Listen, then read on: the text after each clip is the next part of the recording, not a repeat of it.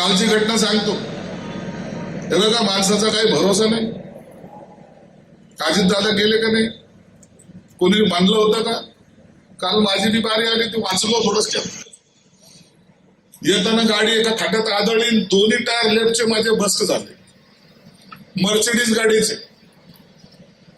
दुसरी माझी इनो होती, त्याच्यात बसली. ती गाडी आतापर्यंत घरी नाही आलेली. काय भरोसा माणसाच्या आयुष्याचा? जर काही झालं असतं काल बरं वाईट, तर तुम्ही श्रद्धांजली वाहिली असते.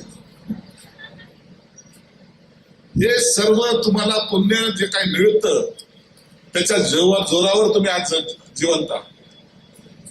मी आयुष्यामध्ये सगळ्यांना सांगतो, अरे तुम्हाला मिळालेला आजचा दिवस हा चांगला लावा.